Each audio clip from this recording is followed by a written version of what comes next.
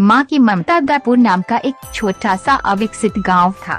गांव का विकास नहीं मतलब गांव में रहने वाले लोगों का विकास नहीं। इस गांव में कुछ 3-4 परिवार थे जो थोड़े बहुत खानदानी थे, बाकी सब मेहनत मजदूरी करके अपना जीवन गुजारते थे। इसी गांव में बिना नाम की एक विधवा औरत रहती थी। रहने के लिए छोटा सा घर था।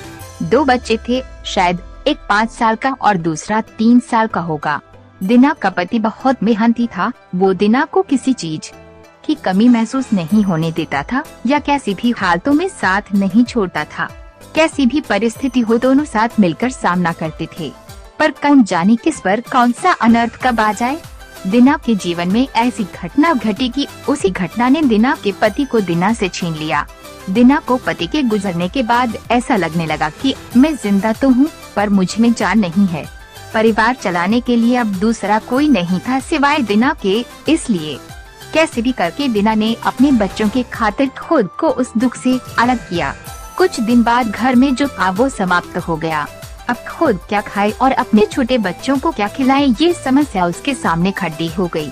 बच्चों के लिए दिना को अभी कुछ काम करना ही था। इसलिए दिना अपने दोनों बच्चों को साथ में ले एक जहाँ काम मिलता वहीं जाया करती थी और दिन भर मेहनत करके जो भी मजदूरी मिलती उसे अपना और अपने बच्चों के पेट भरती थी। ऐसा ही समय बीतता गया और चलता रहा। लेकिन एक दिन दिना को शरीर में थोड़ी कमजोरी महसूस होने लगी। फिर भी वे इन काम पर गई। ऐसे अभी 2-3 दिन दिना काम पर जाती रही, लेकिन उसकी शरीर की कमजोरी कुछ ठीक नहीं हो रही थी बल्कि और बढ़ती जा रही थी।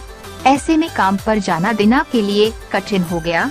दिना बहुत चिंतित रहने लगी। अगर काम पर नहीं गई तो मेरे बच्चे भूखे मर जाएंगे।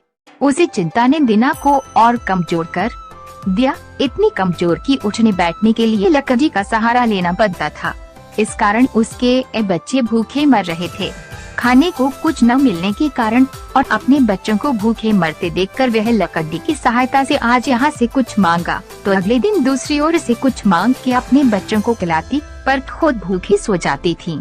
ऐसे ही एक दिन वह खुद जा न सकती थी, इसलिए अपने बच्चों को समझा के खाने के लिए कुछ मांगने के लिए गाँव में भेज देती है। कुछ समय बाद बच्चे 2 चपाती और थोड़ी सी सब्जी लेकर लौटते हैं।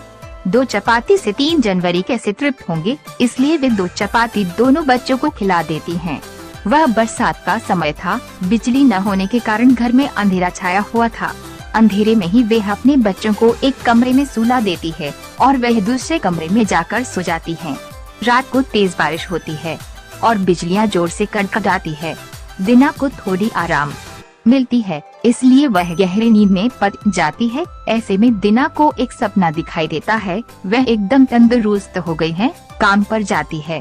वह सोचती है अपने बच्चों को काफी समय से अच्छा खिलाया नहीं, इसलिए वह अपने बच्चों के लिए चविष्ट खाना बनाती हैं। बाद में अपने बच्चे और वह साथ में बैठकर खाना खाकर सो जाते हैं। आगे सपने में दिना ने देखा उसके बच्चे जिस कमरे में सोए हुए थे उस कमरे का छत गिरकर उनके दोनों बच्चे मर जाते हैं। सपने में से दिना एकदम उठकर खड़ी हो जाती है, जान में जान आ जाती है और अंधेरे में ही अपने बच्चों के कमरे की ओर चल पड़ती है। कमरे में जाकर अपने बच्चों को देखकर दिना चैन की सांस लेती है।